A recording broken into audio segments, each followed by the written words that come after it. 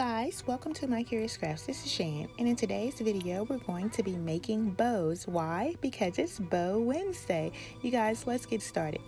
First of all, we're not going to be using a bow maker today. We're just going to do a hand-tied bow.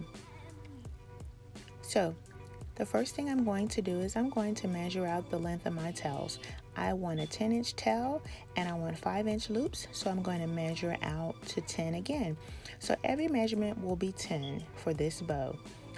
Okay, so I'm going to make a loop and I'm going to twist. I'm going to measure out to 10 again.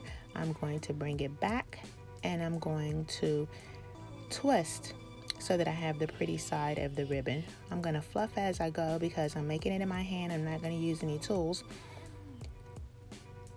You guys, I want you to notice that little clip over there. That's the spring clip that you guys can use to hold the bow. Instead of holding it in your hand, just clip it each time you bring it back. So here we go.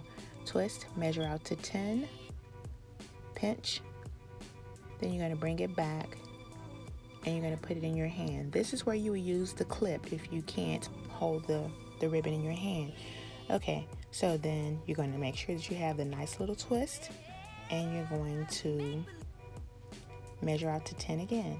You measure out to 10 again, we're going to get a little pinch. We're going to bring it back to the center in our hand where we have our thumb and our forefinger pinched together. That's where you will put the clip, but that's the middle of our bow. Measure out to 10 again, pinch, bring it back. It's just that simple, okay? And you just alternate which side you want the loop to be on, but each time you're measuring out to 10, you're going to get a nice little pinch. You're going to bring it back to the thumb and the forefinger, okay? Then you're going to cut your ribbon off. I have 3 loops on each side. I'm going to get my zip tie, and once I have it correct in my hand, then I'm going to zip tie. This is a little bit frustrating for me because the time that I'm taking to make sure that I have it gathered between my thumb and my forefinger, if I had it in a bow maker as my third hand, that bow would be up and the zip tie would be down and it would be all over. But I wanted to let you guys know that you don't need all of the fancy gadgets if you're just making occasional bows. Tie the zip tie down, taut, not completely, because we need to put our Chanel stem or our pipe cleaner in there so that we can secure our bow to a project. I wasn't prepared, so I have this silver Chanel stem. I would typically use red, the predominant color in my ribbon, but that's neither here nor there because when we finish and we put it in a project, you're not going to see it anyway. It's just a personal preference.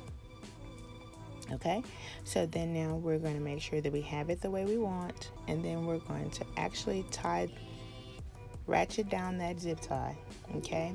And then once we have that done, the next thing that we're going to do is we're going to clip it off. So make sure you have some good diagonal cutters that will dull out your ribbon scissors. So please don't use your ribbon scissors. Get some cheap scissors if you don't have diagonal cutters, but it would be in your best interest to get you a pair of diagonal cutters. They're really inexpensive, okay?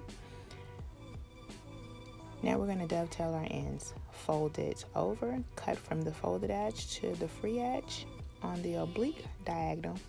Once again, do it again, okay? Now, here's a quick tip. Make sure you have like some T-pins or some type of pin to pin your ribbon down. I don't suggest putting rubber bands around it because your ribbon will have a crease where the rubber band goes down it. But a pin, it's going to be easy and super simple, and you will thank me later, I promise, because your ribbon won't be going all over the place. And make sure you do it right away. It's imperative because if you wait, your ribbon will be rolling down the carpet or your hardwood and you'll be chasing after it. It's not a good sight. Ask me how I know? Been there, done that, could write a book. Okay, so you guys have seen these vase or vase fillers, Hobby Lobby, even the Dollar Tree. So I'm going to put that in the center, okay? Alrighty, you guys. Thanks so much for spending time with me today. I know you could have been somewhere else doing something else, but you chose to come here and learn how to make a bow with me. And for that, I'm truly grateful. Thank you and have a wonderful day. Be blessed. Bye-bye.